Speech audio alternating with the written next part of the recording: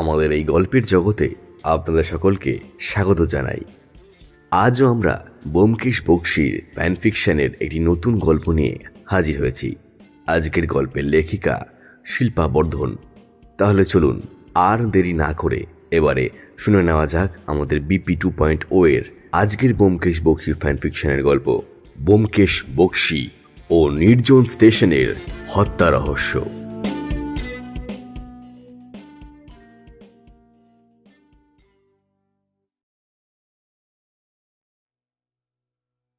কলকাতার শীতকাল মানেই সন্ধ্যার পর শহরটা যেন একটু দ্রুত নিস্তব্ধ হয়ে পড়ে। রাস্তার বাতিগুলো হঠাৎ কুয়াশার পর্দার আড়ালে দপ করে জ্বলে ওঠে, আর ট্রামের ঘণ্টা যেন কোথাও দূরে গলা মেলায়, একাকী মৃদু কিন্তু মন ছুঁয়ে যায়। সেদিনও এমনই এক কুয়াশা ঘেরা সন্ধ্যা ছিল। আমরা তখন বালিগঞ্জের বাড়িতে, আমি আর ব্যোমকেশ। আমাদের সদ্য সন্ধ্যার চা খাওয়া শেষ হয়েছে।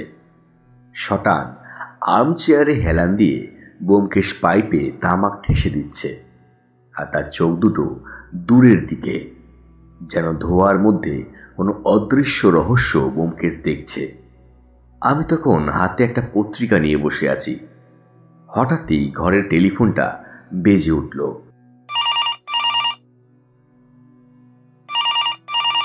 আমি রিসিভারটা কানে দিতেই অপর দিক থেকে ইন্সপেক্টর দাসবাবু এটি খবর দিলেন। খবরটি পাওয়া মাত্রই আমি রিসিভারটা রেখে দিয়ে ব্যোমকেশকে উদ্দেশ্য করে বললাম, ব্যোমকেশ, বিখ্যাত লেখক অশোক মুখার্জি আত্মহত্যা করেছেন চাঁদনী স্টেশনে। শেষ ট্রেন ছাড়ার কিছুক্ষণ পরই নাকি তার মৃতদেহ পাওয়া গেছে। পুলিশ অবশ্য প্রাথমিকভাবে এটাকে আত্মহত্যা বলেই মনে করছেন। খবরটি শোনা মাত্রই ব্যোমকেশ খানিকটা চমকে উঠল। আমি ব্যোমকেশকে উদ্দেশ্য করে বললাম, আচ্ছা ব্যোমকেশ, এটা কি সেই অশোক মুখার্জি যে মায়ার মুখ আর ওই অভিশপ্ত কলম লিখেছিল? আমার কথার প্রত্যুত্তরে ব্যোমকেশ সম্মতিসূচক মাথা নাড়ল। আমি বললাম, তার মানে আমি ঠিকই চিনেছি। উনি তো বেশ জনপ্রিয় লেখক, কিন্তু আত্মহত্যা কেন, তাও আবার রেল স্টেশনে? ব্যোমকেশ কিছুক্ষণ চুপ করে রইল, তারপর খানিকটা ধোঁয়া ছেড়ে বলল, বুঝলে অজিত, আমি আত্মহত্যার চেয়ে মিথ্যে আত্মহত্যায় বেশি আগ্রহী। এই কথাটির মানে আমি ঠিক বুঝতে পারলাম না। আমি অবাক হয়ে তার দিকে তাকিয়ে জিজ্ঞেস করলাম, তার মানে কি বলতে চাইছো ব্যোমকেশ? সে মৃদু হেসে বলল, এই শহরে কেউ যখন নিজের হাতে নিজের লেখা ছিঁড়ে মরে, তখন বুঝতে হয় মৃত্যুর পেছনে নিশ্চয়ই অন্য কলম কাজ করছে। ব্যোমকেশের কথার মানে আমি মাঝে মধ্যেই বুঝতে পারি না। কথাটি বলার পরই লক্ষ্য করলাম ব্যোমকেশের চোখে তখন সে অদ্ভুত ঝলকটা ফুটে উঠেছে, যেটা আমি বহুবার দেখেছি যখন কোনো নতুন রহস্য তাকে টানে। আমি জানতাম এখন আর তাকে আটকানো যাবে না। সেই মৃত্যুর কারণ ঠিক খুঁজে বের করবে। সন্ধ্যা গড়িয়ে রাত নামছে। ঠান্ডা কুয়াশার ভেতর দিয়ে ট্যাক্সি সামনের দিকে এগিয়ে চলেছে।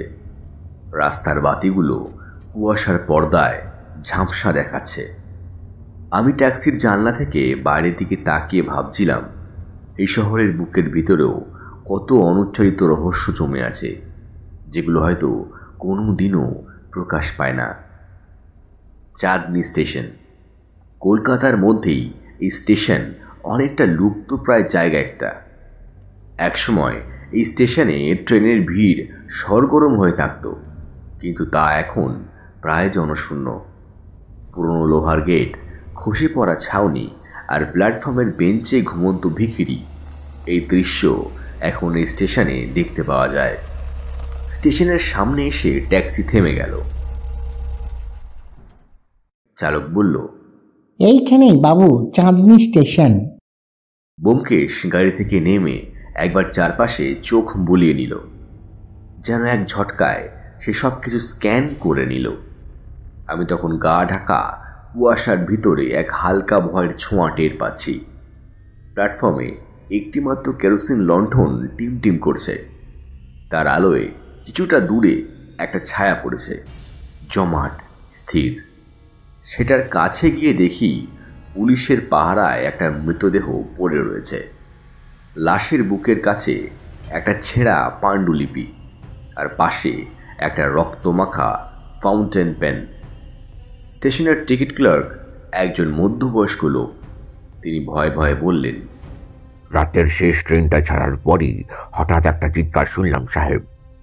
আমি তড়িঘড়ি দৌড়ে এসে দেখি উনি পড়ে আছেন। ব্যোমকেশ জিজ্ঞেস করল, আচ্ছা, অন্য কেউ কি দেখেছিল?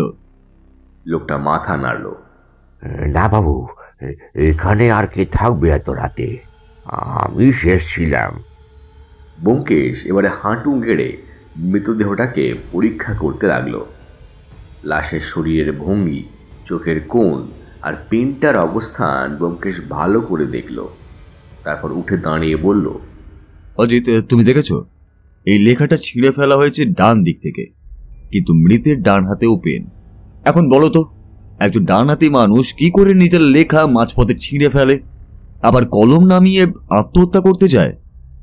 আমি কিছু বললাম না, শুধু দেখছিলাম তার চোখে সেই হিসেবি কৌতূহল, যেন প্রতিটি ছায়া, প্রতিটি শব্দ তার কাছে কোনো ইঙ্গিত বহন করছে। সত্যি বলতে, এত বছর ধরে ব্যোমকেশের সাথে থাকার পরও তার মতো প্রখর বুদ্ধির অধিকারী আমি হতে পারিনি। আমাদের খানিকটা পাশেই বসেছিল এক চাওয়ালা। সে কাপা গলায় বলল, সাহেব, আমি শেষ ট্রেনের আগেই দোকান গুটুচ্ছিলুম। হঠাৎ দেখি এক ভদ্রলোক সাদা ওভারকোট পরে বেঞ্চে বসে আছেন। ভাবলাম যাত্রী, তাই পাত্তা দিইনি। কিন্তু ট্রেনটা ছেড়ে চলে যাওয়ার পর হঠাৎ দেখলাম উনি নেই, আর তারপরেই চিৎকার। ব্যোমকেশ ছেলেটির দিকে তাকিয়ে বলল, সাদা ওভারকোট বলছো? আচ্ছা, তুমি কি ভালো করে দেখেছিলে? হ্যাঁ বাবু, আমি ঠিকই দেখেছিলাম। উনি ঘড়ির নিচে বসেছিলেন ট্রেন ছাড়ার আগে। ব্যোমকেশের ঠোঁটে মৃদু হাসি ফুটে উঠল। আমি বুঝতে পারলাম ব্যোমকেশ কিছু একটা অস্বাভাবিক রহস্যের গন্ধ পেয়েছে। প্ল্যাটফর্ম জুড়ে একটা ঠান্ডা বাতাস বয়ে গেল। লণ্ঠনের শিখাটা খানিক দুলে উঠল। আমি ব্যোমকেশের পাশে দাঁড়িয়ে শুধু বললাম, তুমি কি ভাবছো ব্যোমকেশ? এটা খুন? ব্যোমকেশ একবার আমার দিকে তাকালো। তার চোখে অদ্ভুত শান্তি, কিন্তু সে শান্তির গভীরে ছিল আগুনের মতো তীক্ষ্ণ বুদ্ধি। খুন কিনা সেটা এখনই নিশ্চিতভাবে বলা কঠিন অজিত, তবে একটা বিষয় নিশ্চিত, এই মৃত্যুর পেছনে কেউ নিজের লেখা শেষ করতে দেয়নি। এই বলেই ব্যোমকেশ হাঁটতে শুরু করলো। কুয়াশার মধ্যে মিলিয়ে যেতে যেতে বলল, চলো অজিত, আজ রাতেই লেখকের পাণ্ডুলিপির পরের লাইনটা আমাদেরকে খুঁজে বের করতে হবে। সেই রাতটা আমার জীবনে অদ্ভুত এক স্মৃতি হয়ে থাকবে। চাঁদনী স্টেশনের নিস্তব্ধ প্ল্যাটফর্মে কুয়াশা নামছিল ধীরে ধীরে। লণ্ঠনের আলো নিভে নিভে আসছিল, আর বাতাসে ছিল রক্ত ও পুরনো কালি মেশানো এক গন্ধ। ব্যোমকেশ মৃতদেহের পাশে একবার শেষবারের মতো হাঁটু গেড়ে বসল। তার চোখে পড়ল ছেঁড়া পাণ্ডুলিপির পাতাগুলো, কিছুটা রক্তে ভেজা, কিছুটা ভাঁজ পড়া। সে সেই কাগজের টুকরোগুলোকে সাজিয়ে ফেলল, যেন কারো পাজল মেলাচ্ছে। আমি প্রশ্ন করলাম, কি লেখা আছে ওতে ব্যোমকেশ? ব্যোমকেশ কিছুই বলল না, কেবল লণ্ঠনের আলোয় পৃষ্ঠা উল্টে উল্টে দেখছিল সে। শেষে বলল, এই লেখাটা বড়ই অদ্ভুত অজিত। আমি একটু কাছে ঝুঁকে পড়লাম। পাতার উপরে বড় অক্ষরে লেখা রয়েছে অপরাধের স্বীকারোক্তি। তার নিচে কয়েকটা ছেঁড়া লাইন। সত্যের মুখ আমি অনেকদিন এড়িয়ে গেছি, কিন্তু এবার সে আমাকে ধরেছে নিজের হাতে। যার বিশ্বাসঘাতকতার ভার আমি বইছি, সে আজও বেঁচে আছে অন্য নামে। আমি শিউরে উঠলাম, বললাম, মানে কি? আত্মহত্যার আগে উনি এইসব লিখেছিলেন? ব্যোমকেশ ধীর গলায় বলল, না অজিত, এটা আত্মহত্যার নোট নয়, বরং এটা যেন কাউকে উদ্দেশ্য করেই লেখা ছিল। এক প্রকার স্বীকারোক্তি, কিন্তু সম্পূর্ণ নয়। লেখাটা হঠাৎই মাঝপথে থেমে গেছে। ব্যোমকেশ পৃষ্ঠাগুলো যত্ন করে ভাঁজ করে নিজের পকেটে রাখল। তারপর মৃতদেহের দিকে তাকিয়ে ফিসফিস করে বলল, এই মৃত্যুর গল্পটা কিন্তু এখানেই শেষ নয়। এরপরে দাসবাবুর নির্দেশে তার সহকর্মীরা মৃতদেহ পোস্টমর্টেমের জন্য নিয়ে যাওয়ার প্রস্তুতি নিচ্ছে। ঠিক তখনই দাসবাবু বললেন, দেখুন ব্যোমকেশবাবু, প্রাথমিকভাবে এটা আত্মহত্যা বলেই মনে হচ্ছে। রক্তের দাগ, কলম আর ছেঁড়া লেখা সবই ব্যক্তিগত সংকেতের ইঙ্গিত, তবে খুনও হতে পারে। ব্যোমকেশ মৃদু হেসে বলল, বেশ, আপনারা তদন্ত করুন, তবে একটা কথা মনে রাখবেন, কিছু আত্মহত্যা মৃত্যুর পরেও বেঁচে থাকে। আমি অবাক হয়ে ব্যোমকেশের দিকে তাকালাম। সে কিছু না বলেই ট্যাক্সির দিকে হাঁটতে শুরু করলো। আমি তার পিছু নিলাম। গাড়ি ছাড়ার পর ব্যোমকেশ জানলার বাইরে তাকিয়ে বলল, অজিত, তুমি কি খেয়াল করেছো অশোক মুখার্জির ডান হাতের আঙুলে কিন্তু কোনো কালির দাগ নেই? না, ওটা তো স্বাভাবিকও হতে পারে ব্যোমকেশ। একজন লেখক যিনি সারা জীবন হাতে কলম ধরে লিখেছেন, তার আঙুলে কালি থাকবে না, এটা স্বাভাবিক। আরো মজার ব্যাপার হলো, তার পেনের কালি কিন্তু শুকনো ছিল। আমি কিছুক্ষণ চুপ করে রইলাম। তারপর বললাম, তাহলে তুমি বলছো লেখাটা ওনার নিজের লেখা নয়? ব্যোমকেশ আমার দিকে তাকিয়ে হালকা হাসল। আমি বলছি লেখাটা হয়তো ওনার, কিন্তু শেষ কয়েক লাইন অন্য কারোর হাতের লেখা। আমি এবার অবাক হয়ে বললাম, কিন্তু তুমি সেটা কি করে বুঝলে? অজিত, ওই লেখাতে অক্ষরের বাঁক আলাদা, চাপ আলাদা, আর কালি ছড়ানোর ধরনও আলাদা। লেখার অক্ষরেই লুকিয়ে আছে খুনির হাতের ছাপ। সেদিন রাতে বাড়ি ফিরে আমরা এই নিয়ে কোনো আলোচনা করলাম না। পরদিন সকালে আমরা রওনা দিলাম অশোক মুখার্জির বাড়ির উদ্দেশ্যে। এক পুরনো দোতলা বাড়ি, উত্তর কলকাতার এক গলির মধ্যে। দেয়ালে ঝুলছে বিবর্ণ প্রতিকৃতি, এক সময়ের সাফল্যের চিহ্ন। দরজায় বেল বাজাতেই এক মহিলা দরজা খুললেন।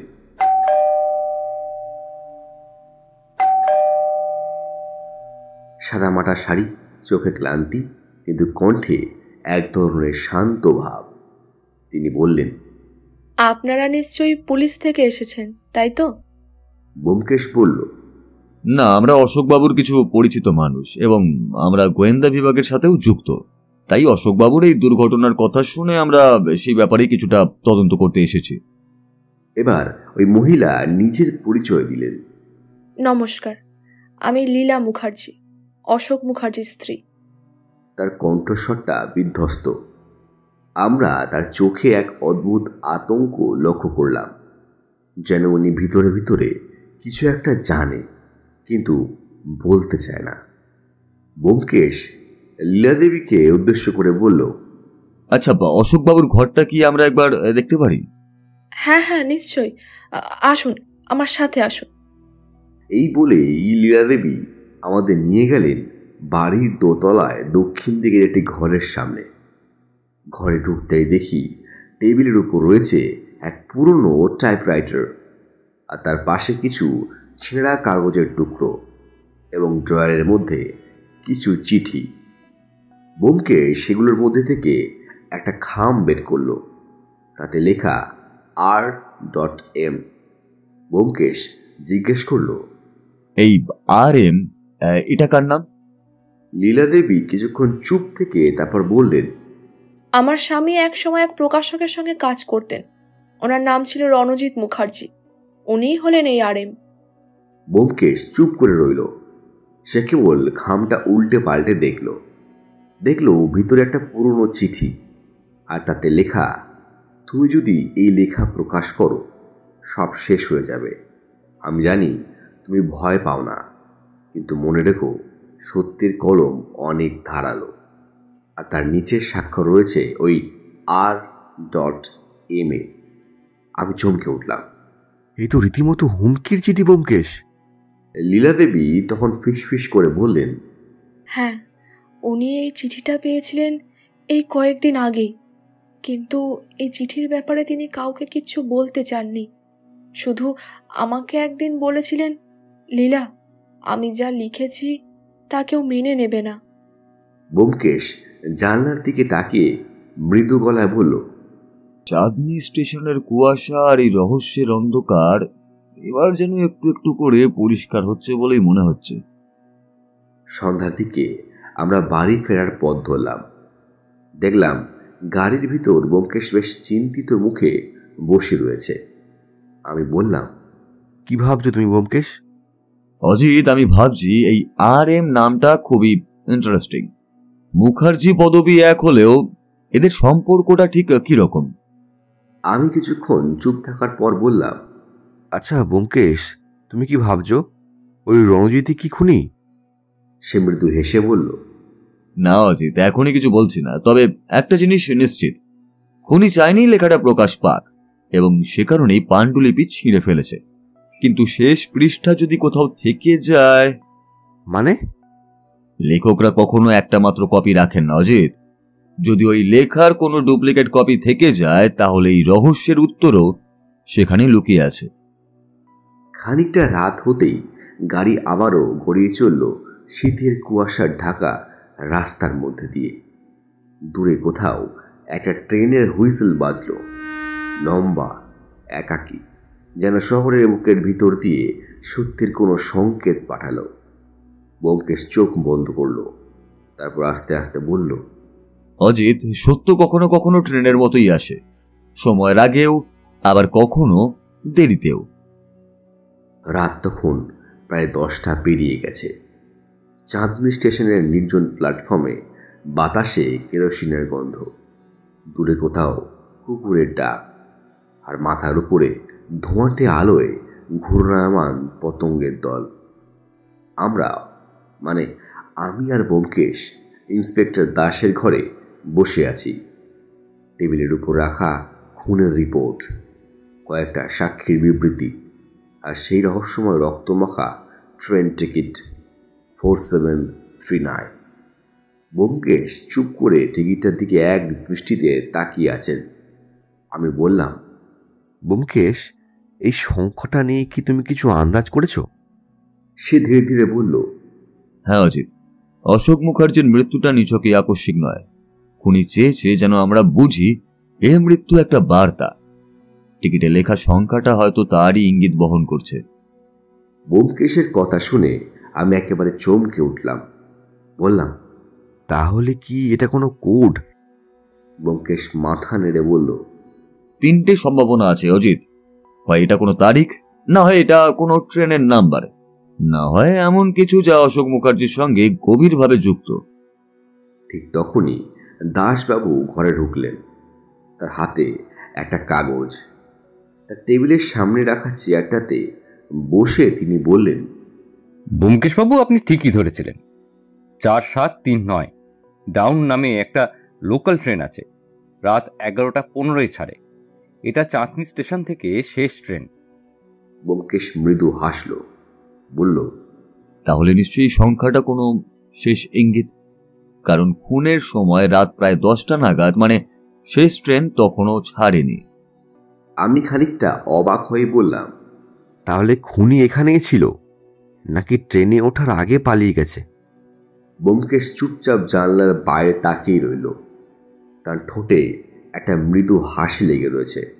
সে বলল, খুনি এখানে ছিল অজিত, আর সম্ভবত সে কোনোভাবে শেষ ট্রেনের সঙ্গেই জড়িয়ে আছে। ঠিক তখনই একজন সাব ইন্সপেক্টর এক বুড়ো লোককে দাসবাবুর ঘরে আনলেন।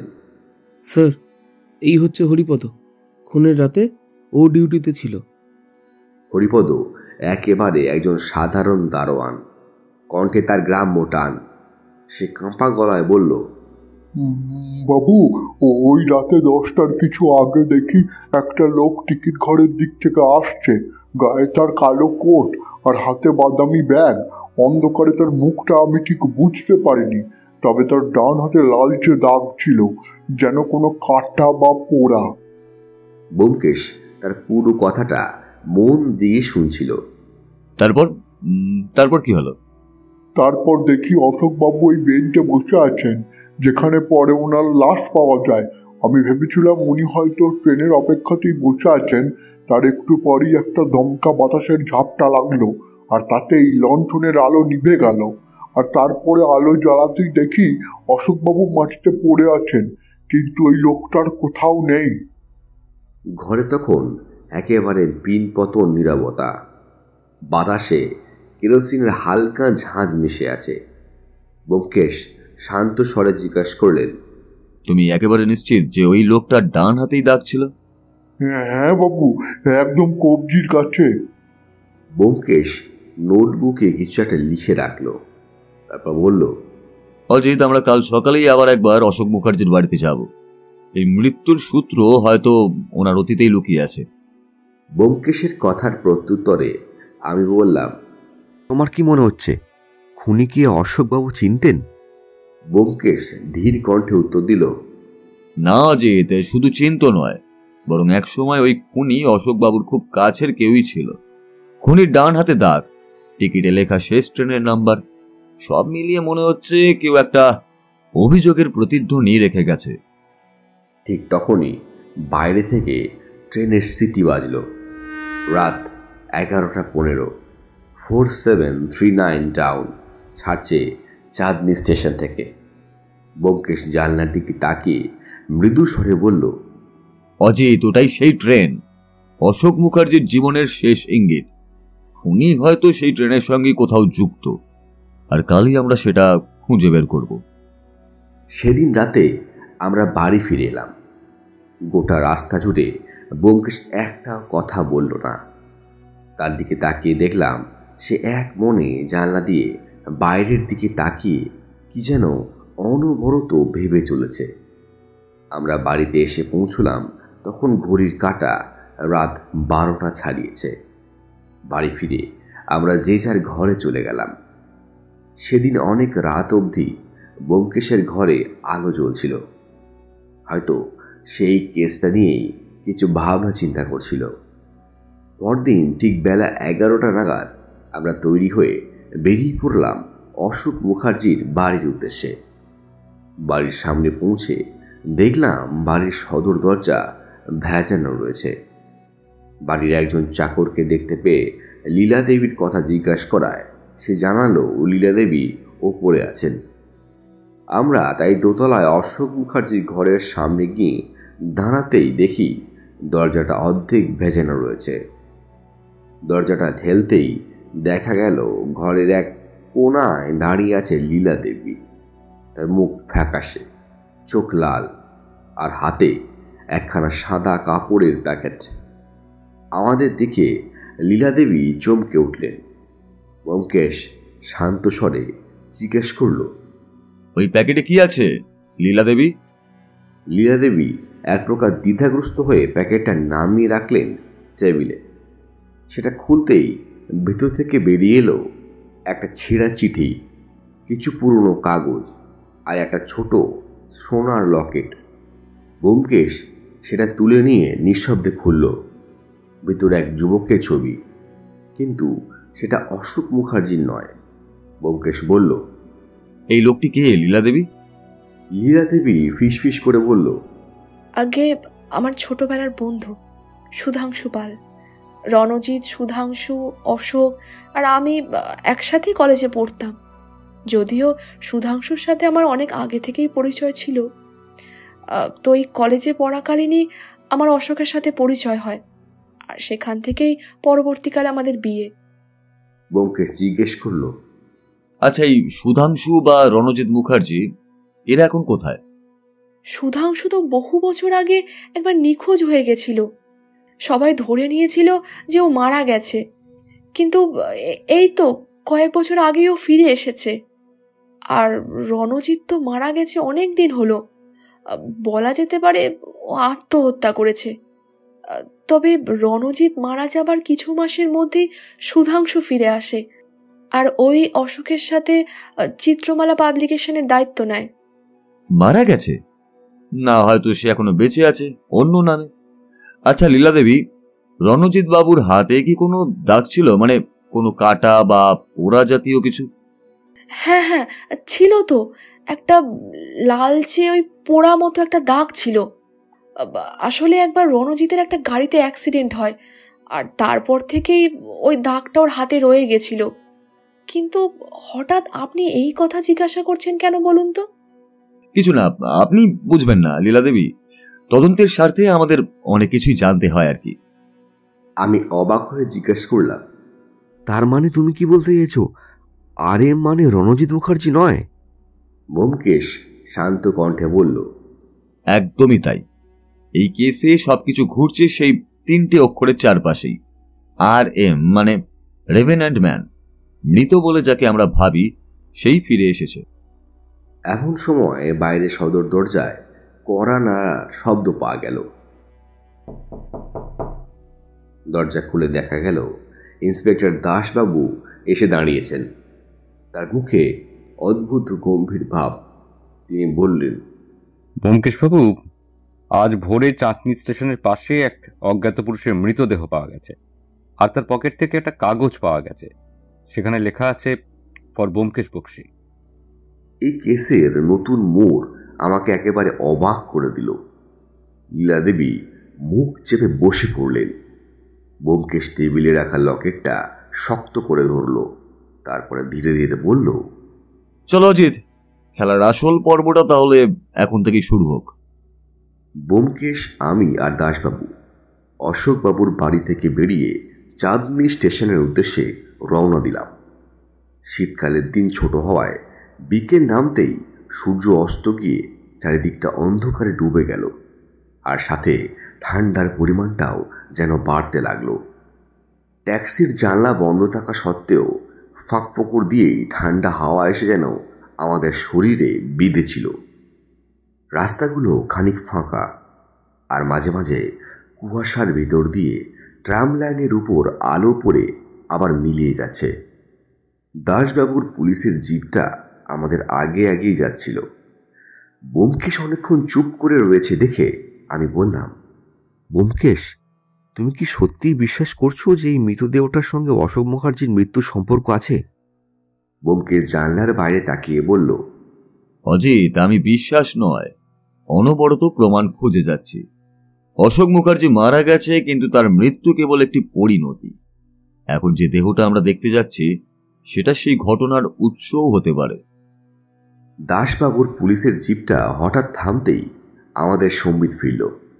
বুঝতে পারলাম আমরা চাঁদনি স্টেশনে পৌঁছে গেছি। স্টেশনে পৌঁছে আমরা দেখলাম ছোট প্ল্যাটফর্মটা লাল আলোয় ভেসে যাচ্ছে। স্টেশনের পাশেই একটি ঘরে মৃতদেহ রাখা রয়েছে, আর সেখানে পুলিশের পাহারা চলছে। ইন্সপেক্টর দাসবাবু বললেন, দেখুন ব্যোমকেশবাবু, দেহটা আজ ভোরেই পাওয়া গেছে। আশেপাশে কেউ একে চিনতে পারেনি, তবে পকেটে একটা ভাঁজ করা কাগজ পেয়েছি আমরা। তাতে লেখা আছে, ফর ব্যোমকেশ বক্সী, মানে আপনার নাম, আর তার সঙ্গে একটা ছেঁড়া ডায়েরির অংশ। ব্যোমকেশ ওই মৃতদেহের পাশে হাঁটু মুড়ে বসল। মৃতদেহের চেহারা একেবারে বিকৃত, কিন্তু তার মুখের গঠন পরিচিত। ব্যোমকেশ ধীর কণ্ঠে বলল, অজিত, এই লোকটাকে মনে আছে তোমার? অশোক মুখার্জির বাড়ির সামনের মোড়ে যে লোকটা চা বিক্রি করত, যার নাম বলেছিল হরিদাস, এ তো সেই ব্যক্তি। আমি কিছুক্ষণ হতবাক হয়ে ব্যোমকেশের দিকে তাকিয়ে রইলাম। তার কিছুক্ষণ পর বললাম, ওই লোক? কিন্তু সে তো একজন সাধারণ দোকানদার। ব্যোমকেশ নরম স্বরে বলল, সাধারণ না অজিত, সাধারণ নাকি অসাধারণ সেটা তো সময় বলবে। হয়তো এই মৃত্যুর সাথে অশোকবাবুর মৃত্যুর খুব গভীর কোনো যোগসূত্র রয়েছে, এবং বাকি দুজনের খুনি একই ব্যক্তি। এবার ব্যোমকেশ সেই ডায়েরি ছেঁড়া পাতাটা খুলে দেখল। তাতে ভাঙা ভাঙা অক্ষরে কিছু লেখা রয়েছে। সব কিছু শেষ হওয়ার আগেই সত্যিটা তোমাকে জানাতে হবে। সে ফিরেছে অন্য নামে। লীলাকে রক্ষা করো। ব্যোমকেশ ডায়েরির পাতাটা হাতে তুলে নিয়ে এক মনে দেখতে লাগলো। ব্যোমকেশ দেখল পাতাটার পিছনে কিছু সংখ্যার মতো অক্ষর রয়েছে। R-104/M-C2/B-11। অক্ষরগুলো দেখে আমি বললাম, এটা কি হতে পারে ব্যোমকেশ? ব্যোমকেশ কোনো উত্তর দিল না, শুধু খানিকক্ষণ পর বলল, চলো অজিত, আবার একবার অশোক মুখার্জির বাড়ি যেতে হবে এক্ষুনি। এই কোডটাই হয়তো পুরো কেসের চাবিকাঠি। সন্ধে গড়িয়ে তখন প্রায় রাত হয়ে এসেছে। আমরা গিয়ে পৌঁছলাম অশোক মুখার্জির বাড়িতে। সদর দরজা খুলে দিল তাদের বাড়ির চাকর। ঘরে গিয়ে দেখলাম লীলা দেবী জানলার পাশে দাঁড়িয়ে আছেন। তার চোখে ভয় আর ক্লান্তির ছাপ। ব্যোমকেশ লীলা দেবীর পাশে রাখা টেবিলটার উপর ডায়েরির ওই ছেঁড়া পাতাটা রেখে বলল, আচ্ছা, এই মানুষটাকে আপনি চিনতেন? প্রথমে লীলা দেবী খানিক চমকে উঠলেন, তারপর ধীরে ধীরে বললেন, হ্যাঁ, ওকে আমি চিনি। ও ছিল আমার ওই শৈশবের বন্ধু সুধাংশু পাল। ওর বাড়িতেই ও কাজ করত। ওর নাম ছিল হরিদাস। আমি অবাক হয়ে জিজ্ঞেস করলাম, তাহলে সুধাংশু পালই কি হরিদাসকে হত্যা করেছে? ব্যোমকেশ শান্ত গলায় বলল, জানি নজির, ব্যাপারটা মোটেও অতটা সহজ নয়। আমরা যেভাবে ভাবছি সেভাবে ভাবলে মনে হয় এই রহস্যের সমাধান হবে না। আচ্ছা লীলা দেবী, রণজিৎ মুখার্জি যে মারা গেছিল তার মৃতদেহ কি আপনি বা অশোকবাবু কেউ দেখেছিলেন? লীলা দেবী কিছু একটা ভেবে নিয়ে বললেন, না, তা তো দেখিনি। আসলে কোনো একটা কারণে রণজিৎ আমাদের কাউকে কিছু না বলেই একেবারে দেশের বাইরে চলে গেছিল হঠাৎ করে। আর আমাদের কারোর সাথে ও আর কোনো রকম যোগাযোগ রাখেনি। তাই তো ওর এই মৃত্যু বা আত্মহত্যার খবরটাই কেবল আমরা পেয়েছিলাম। ওকে দেখার কোনো রকম সুযোগ তো আমরা পাইনি। ব্যোমকেশ ধীর কণ্ঠে বলল, আমার মনে হয় রণজিৎ মুখার্জি মারা যায়নি, হয়তো সে এখনো বেঁচে আছে। আর এই অশোকবাবুর মৃত্যুর পেছনেও হয়তো তারই হাত আছে। সেই মুহূর্তে বাইরে হঠাৎই বজ্রপাত হলো।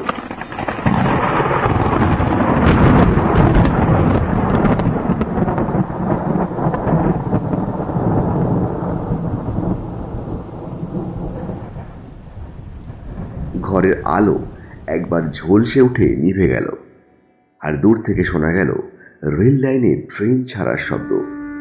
কয়েক সেকেন্ডের মধ্যে আবার ঘরের আলো ফিরে এলো। লীলা দেবী অবাক কণ্ঠে বলল, কি বলছেন আপনি?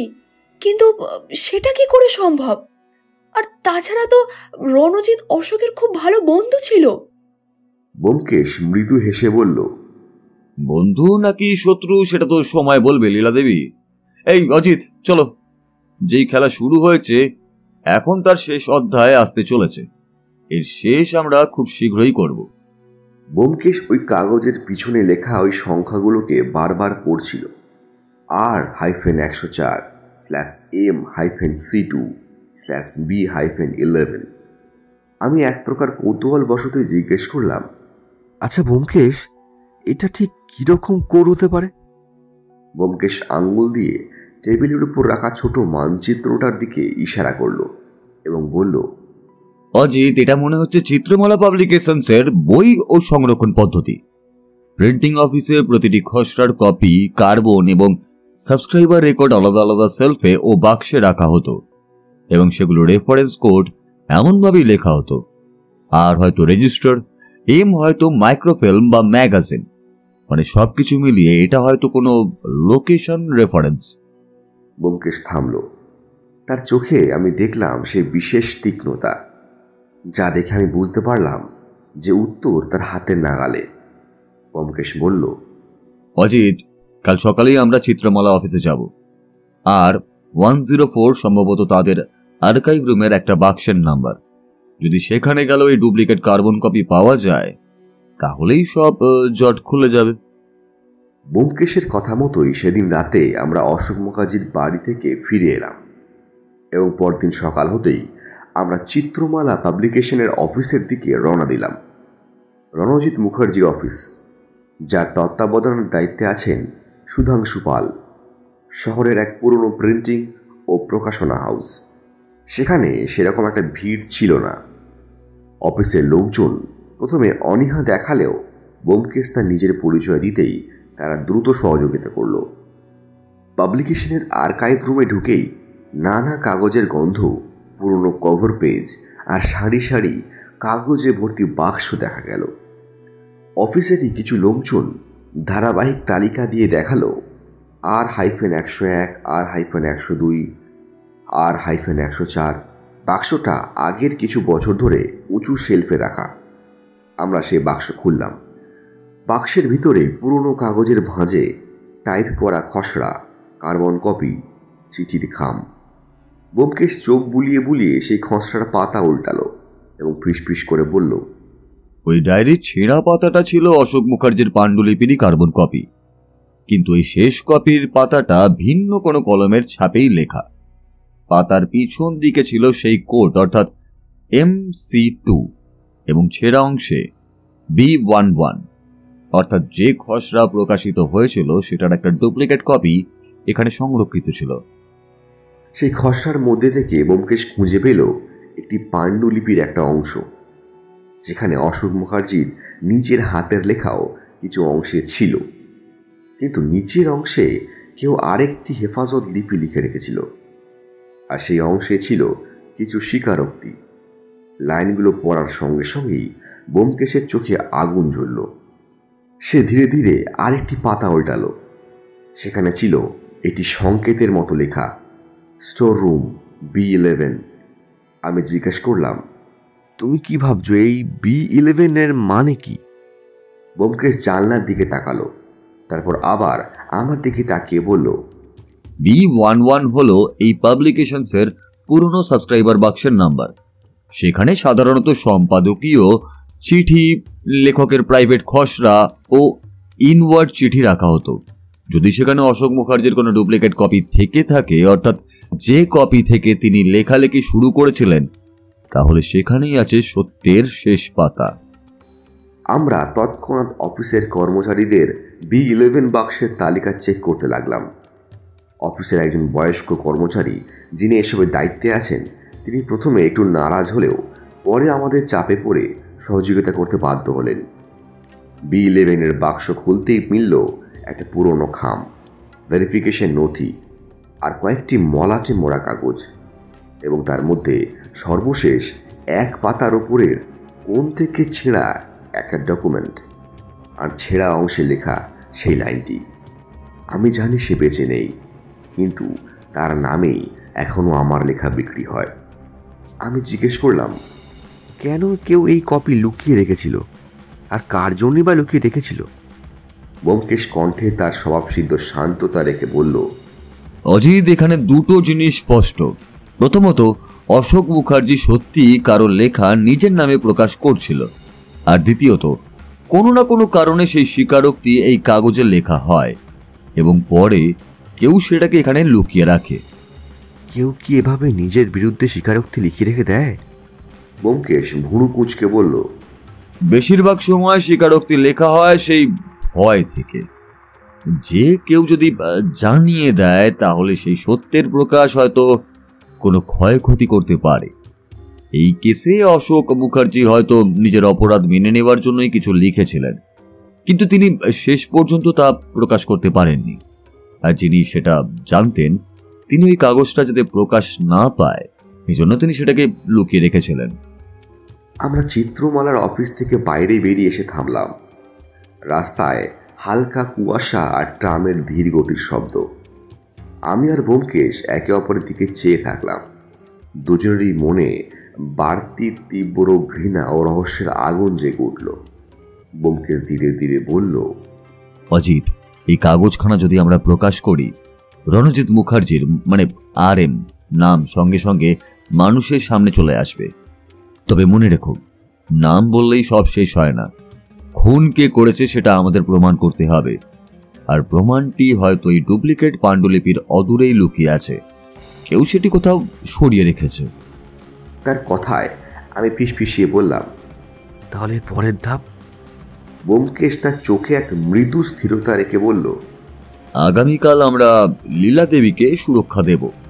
তারপর আমরা সরাসরি ওই রণজিৎ মুখার্জির অফিসে যাব।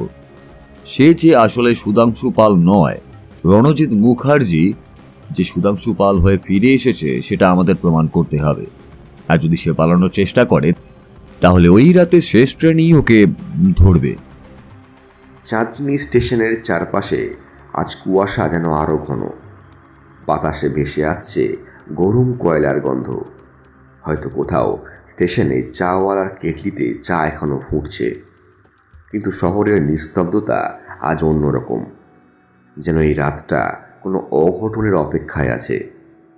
ব্যোমকেশ আজ সারাদিন নীরব ছিল। সকাল থেকে চিত্রমালা পাবলিকেশনের খোঁজ, দুপুরে লীলা দেবীর বাড়িতে গোপন কথা, আর বিকেলে থানায় সামান্য ফর্মাল রিপোর্ট জমা, সব কিছুতেই ওর চোখে একটা ঠান্ডা আগুন। আমি বুঝতে পারছিলাম ওর মাথায় কোনো পরিকল্পনা পাক খাচ্ছে। ঠিক রাত 8টার দিকে ব্যোমকেশ বলল, অজিত, এবার সময় হয়েছে।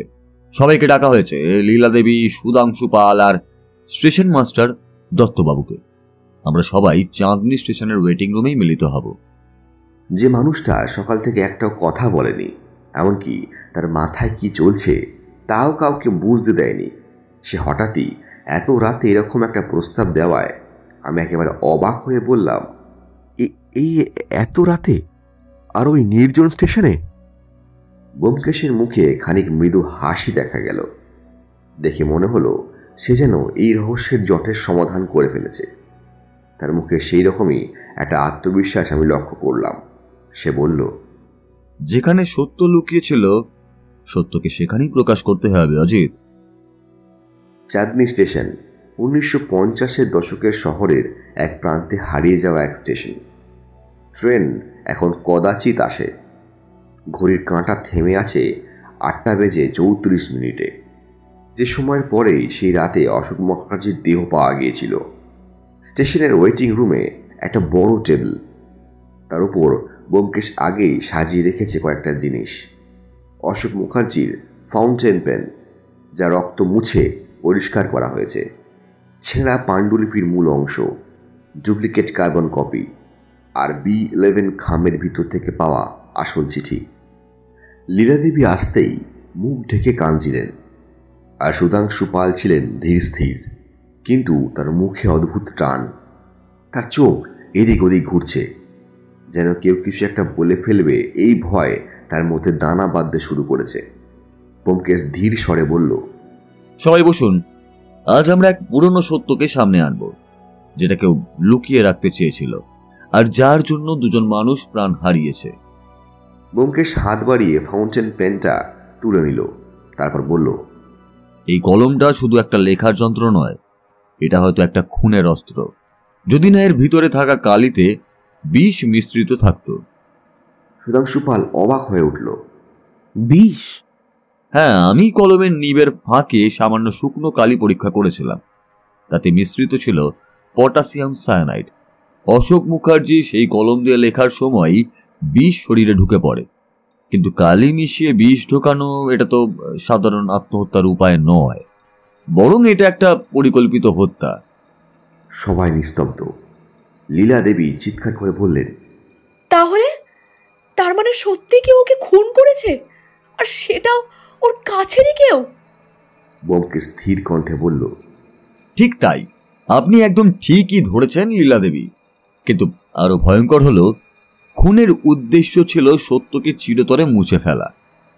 ব্যোমকেশ এবার ডুপ্লিকেট পাণ্ডুলিপির কার্বন কপি খুলে টেবিলে রেখে বলল, এটা অশোক মুখার্জির শেষ লেখা, অপরাধের স্বীকারোক্তি। ব্যোমকেশ এবার সেই পাণ্ডুলিপির লেখা পড়তে শুরু করল। আমি জানি সে বেঁচে নেই, কিন্তু তার নামেই এখনো আমার লেখা বিক্রি হয়। একদিন যদি আমার সত্য জানাজানি হয়, আমার নাম মুছে যাবে, আর ওরও মুখোশ খুলে যাবে। এই বলে ব্যোমকেশ থামল, তারপর চোখ তুলে সুধাংশু পালের দিকে তাকালো। এই যে, আপনি হলেন সেই ব্যক্তি, RM, অর্থাৎ আপনি মিস্টার রণজিৎ মুখার্জি। এই সত্যটা বলতেই গোটা ঘরে যেন বিদ্যুৎ খেলে গেল। সুধাংশু পাল ওরফে রণজিৎ মুখার্জি যেন কিছু একটা বলতে চাইলেন, কিন্তু তার গলা শুকিয়ে গেল, যেন তার মুখ থেকে কোনো কথাই সরছে না। ব্যোমকেশ আবারও বলতে শুরু করল, সুধাংশু বাবু নাকি রণজিৎ মুখার্জি, কোন নামে আপনাকে সম্বোধন করি বলুন তো? সে যাই হোক, আপনি এক সময় ছিলেন অত্যন্ত এক মেধাবী লেখক, কিন্তু আপনার বই সেরকম বিক্রি হচ্ছিল না। তখন অশোক মুখার্জি আপনার ঘনিষ্ঠ বন্ধু ছিলেন, নামকরা লেখক। আপনার অনেক অনুরোধ এবং জোড়াজুড়িতে অশোকবাবু আপনার লেখা নিজের নামে প্রকাশ করলেন, আর ভালো নামও পেলেন। এইভাবেই আপনার অনেকগুলো লেখাই অশোকবাবুর নামে প্রকাশিত হতে শুরু করে, এবং প্রতিটি বই অভাবনীয় সাফল্য পেতেও থাকে। কিন্তু কিছু বছর পর থেকে আপনি আর অশোকবাবুর এত নাম ডাক সহ্য করতে পারলেন না। আপনি নিজের লেখক পরিচিতি ফেরত চাইলেন, অর্থাৎ অশোকবাবুকে আপনি তখন চাপ দিতে শুরু করেন যাতে অশোকবাবু সমস্ত সত্যটা সবার সামনে নিয়ে আসে। কিন্তু স্বভাবতই অশোকবাবু তাতে রাজি হননি, কারণ তিনি চাননি তার এতদিনের মান সম্মান, তার লেখক পরিচিতি সব এক লহমায় শেষ হয়ে যাক। আর এটাই স্বাভাবিক। অশোকবাবুর জায়গায় যে কেউ থাকলেই তিনিও এই একই কথাই বলতেন, আর আপনি তখন সেই সুযোগকেই কাজে লাগান। এবার আপনি অশোকবাবুকে ব্ল্যাকমেল করতে শুরু করেন যে যদি তিনি সমস্ত সত্যি সবার সামনে না আনেন তাহলে আপনি সবাইকে সমস্ত সত্যি জানিয়ে দেবেন, আর আপনি মুখ বন্ধ রাখবেন একটাই শর্তে, যদি অশোকবাবু তার সমস্ত সম্পত্তি আপনার নামে লিখে দেন। এই নিয়ে আপনাদের দুজনের মধ্যে একদিন বিরোধ বাঁধে। সেই বিরোধ এতটাই উচ্চ পর্যায়ে চলে যায় যে আপনি অশোকবাবুকে খুন পর্যন্ত করতেও উদ্যত হন। অশোকবাবু বাধ্য হয়েই আপনার নামে পুলিশের কাছে অভিযোগ জানান এবং আপনার কিছুদিনের জন্য জেল এবং কিছু পরিমাণ অর্থ জরিমানা হয়। এই খুনের হুমকির কথা অশোকবাবু কোনো কারণবশতই হয়তো লীলাদেবীকে জানাননি, তাই লীলাদেবী এই বিষয় নিয়ে কিছুই জানতেন না। না হলে লীলাদেবী যদি এই ঘটনা আমাদের আগেই জানাতেন তাহলে এই কেস সলভ করতে আমাদের একদিনও সময় লাগতো না। সে যাই হোক, এরপর জেল থেকে ছাড়া পেয়েই আপনি গা ঢাকা দেবার জন্য কিছুদিন দেশের বাইরে চলে যান এবং তার কিছুদিনের মধ্যেই আত্মহত্যার ভান করে অদৃশ্য হয়ে যান। সবার কাছে আপনি মৃত সেজে থাকেন। এরই মধ্যে আপনি খবর পান যে আপনাদের কলেজের বন্ধু এবং অশোকবাবুর সহকর্মী সুধাংশু নিখোঁজ হয়েছেন, বহুদিন হয়েছে। সবাই তাকে মৃত বলেই ধরে নিয়েছেন, আর আপনি এই সুযোগকেই কাজে লাগান। আপনি চিকিৎসা পদ্ধতির দ্বারা নিজের চেহারা বদলে সুধাংশু পাল হিসেবে ফিরে আসেন। এতদিনে অশোকবাবু বিবেকের দংশনে ভুগছিলেন। তার মন চাইতো সবকিছু সবাইকে জানিয়ে দিয়ে সমস্ত সম্পত্তি সরকারকে দান করে দিতে, যাতে তিনি তার বাকি অবসর জীবনটা একটু শান্তিতে এই সব থেকে দূরে চলে গিয়ে কোথাও কাটাতে পারেন। এরপর আপনি ছদ্মবেশে ফিরে আসলে সকলেই আপনাকে সুধাংশু পাল হিসেবে মেনে নিলেও অশোকবাবুর আপনার প্রতি কোনো একটা সন্দেহ হয় এবং নিজের প্রাণের ঝুঁকি আছে এই ভেবে অশোকবাবু যখন অপরাধের স্বীকারোক্তি লিখে প্রকাশ করতে চাইলেন তখন আপনি ভয় পেয়েছিলেন যে সত্য প্রকাশ পেলে আপনার সমস্ত পরিকল্পনাই ব্যর্থ হবে, কারণ রণজিৎ মুখার্জি সবার কাছে মৃত আর আপনি নিজের লেখক পরিচিতি দাবিও করতে পারবেন না। তাই আপনি পরিকল্পনা করলেন অশোকবাবুকে সেই রাতেই খুন করার, আর আপনি সেটাই করলেন। এরপর সুধাংশুবাবুর ভৃত্য হরিদাস বোধ হয় কোনোভাবে আপনার সত্যিটা জেনে গিয়েছিল, তাই আপনি তার মুখ বন্ধ করতে তাকেও হত্যা করলেন। ওয়েটিং রুম একেবারে নিস্তব্ধ। দূরে একসাথে কয়েকটা কুকুরের ডাক শোনা গেল। ব্যোমকেশ এবার আরেকটি চিঠি বের করলো। এটা সেই চিঠি যা আমি R104 বাক্সের মধ্যেই পেয়েছিলাম। এর শেষ লাইনে লেখা আছে, if I die the man behind the letters RM will be responsible. অর্থাৎ অশোকবাবু নিজের মৃত্যুর আগেই জানতেন যে কে তার বিপদ ডেকে আনছে, আর তার হাতের রক্তমাখা ফাউন্টেন পেনের ঢাকনায় আপনার আঙুলের ছাপও পাওয়া গেছে রণজিৎবাবু। সেগুলো আমি পুলিশকে দিয়েছি। মুখটা বদলালেও বাকি সবকিছু তো একই আছে রণজিৎবাবু। আর অভিনয় করে লাভ নেই, আপনি ধরা পড়ে গেছেন সুধাংশু পাল ওরফে রণজিৎ মুখার্জি। রণজিৎ মুখার্জি এবার উত্তেজিত হয়ে দাঁড়িয়ে পড়ল। তার চোখে উন্মাদ ভাব। সে চিৎকার করে বলে উঠল, সব আমার জন্য, আমার লেখা, আমার গল্প, আমার পরিশ্রম, সব তার নামে। আমি শুধু আমার নিজের জিনিস ফেরত নিতে চেয়েছিলাম।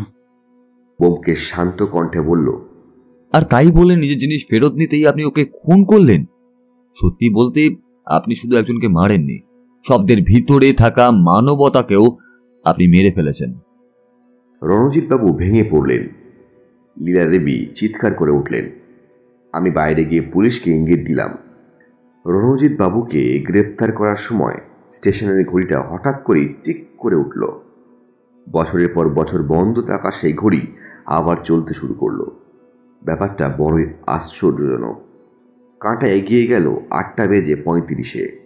আমি ভারী গলায় বললাম, ব্যোমকেশ, মনে হচ্ছে স্টেশনের ঘড়িটাও যেন জানতো সত্য প্রকাশ পেয়েছে।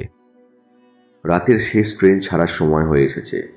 ব্যোমকেশ ঘড়িটার দিকে একবার তাকিয়ে বলল, অজিত, এই ট্রেনটা শুধু স্টেশনের নয়, সময়েরও শেষ সিগন্যাল দিয়েছে। যে 70 বছরের পর বছর অন্ধকারে ছিল, সে আজ আলো দেখেছে। কিন্তু মনে রেখো, কিছু সত্য কাগজে নয়, বেঁচে থাকে শব্দের ভেতরেই। রাতের কুয়াশায় তখন শেষ ট্রেনের হুইসেল বাজছে, প্ল্যাটফর্মে ছায়া নড়ছে, বাতাসে ভেসে আসছে কালি আর কাগজের গন্ধ। মনে হয় অশোক মুখার্জি অসমাপ্ত পাণ্ডুলিপি যেন স্টেশনের নিস্তব্ধতার মধ্যে নিজে নিজেই সমাপ্তি লিখে ফেলেছে। দাসবাবু রণজিৎ মুখার্জিকে গ্রেপ্তার করে জিপে করে নিয়ে পুলিশ স্টেশনে চলে গেলেন। লীলা দেবীকে আমি আর ব্যোমকেশ বাড়ি ফেরার পথে তার বাড়িতে ছেড়ে দিয়ে নিজেদের বাড়ির উদ্দেশ্যে রওনা দিলাম। গোটা রাস্তাতে লীলা দেবী একটা কথা বললেন না, খালি এক মনে এক দৃষ্টিতে জানলার দিকে তাকিয়েছিলেন। হয়তো নিজের কাছের মানুষের বিশ্বাসঘাতকতা তাকে একেবারে নির্বাক করে দিয়েছিল। ব্যোমকেশকে আজ অনেকটাই নিশ্চিন্ত লাগছে, কিন্তু নিজের স্বার্থ সিদ্ধি করার জন্য মানুষ কিভাবে নিজের সম্পর্কগুলোকেও ভুলে যায় এবং একজন মানুষের প্রতি কতটা হিংসা জন্মালে তাকে অনায়াসে খুন করা যায়, সেটাই আমাকে বারে বারে অবাক করে তুলছিল। ব্যোমকেশের এই সত্যান্বেষণের কাজের তাগিদে অনেক রকম কেসের সম্মুখীন হলেও কিছু কিছু ঘটনার রেশ আমাদের মনে চিরতরের দাগ কেটে যায়। এই ঘটনাটাও নিঃসন্দেহে তাদের মধ্যে অন্যতম।